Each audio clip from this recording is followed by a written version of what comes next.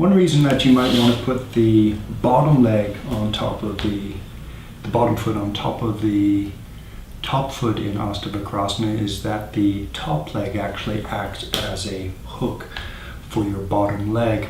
So most of the effort then in this pose can come from the top leg pushing down against the arm.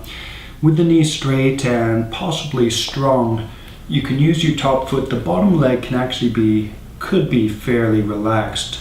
And what you could imagine then is that the top leg is helping to support the bottom leg, and in turn the top leg rests on top of the arm. So the steps might be with the arm under the leg and the hands on the floor. Perhaps spread your shoulder blade, lean forward. Hook the feet. After hooking the feet, try to straighten the top leg. Bottom leg can follow, and what you may find that the act of straightening the top leg causes you to lift. Now, if you do it slowly enough, you may find that automatically you're aware of the pressure in your hands. You adjust your body position so that your center of gravity stays over your hands. And if you try to avoid as you're moving into Astavakrasana, try to avoid any change of sensation in your hands. So one more demo from the side, so maybe two more. Protract the shoulder blade, lean forward.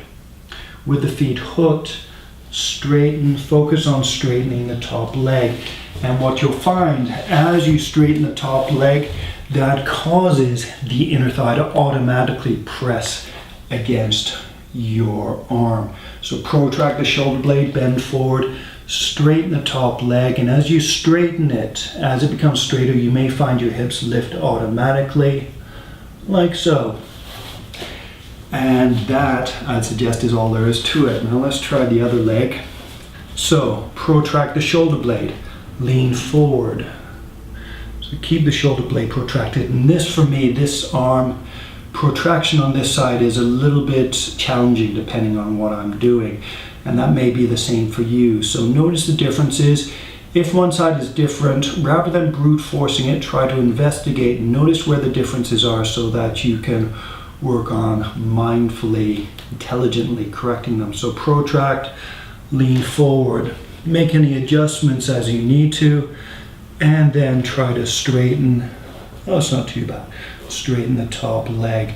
And so as I straighten my leg, I'm allowing my feet to adjust so that it is more comfortable. That's Astavakrasana. So I'd say the one final point for all of these videos, all of these exercises, is if you focus on feeling and controlling your body and, say, for example, learning to notice your connection with the earth and how you can use that to feel where your center of gravity is, that awareness you can ideally apply to any pose, even any action, not just Astavakrasana. So one reason for breaking the video up into stages like this is not just to make it easier for you to learn Astavakrasana, but also to make it easier for you to learn your body in such a way that you can use that learning, that understanding, any yoga pose that you're doing. And there's obviously a bit more than what I've gone over in these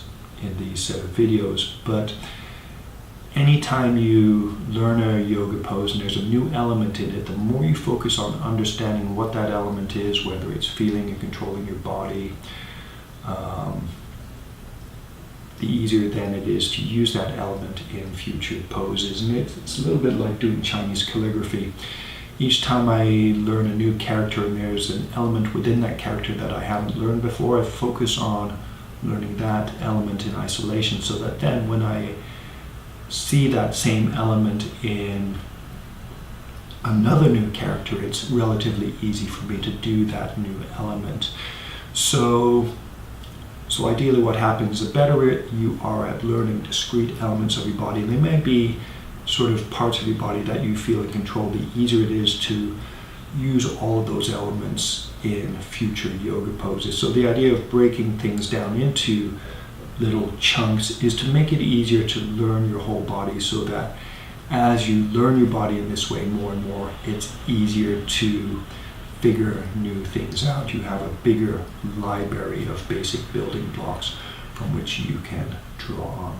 If you're interested in seeing how the same way that I break down yoga poses applies to something else, do check out my Learning to Write Chinese Characters channel. And also I'll be doing other videos that you can download, but they focus more on learning to feel and control your body. Thanks again. Namaste.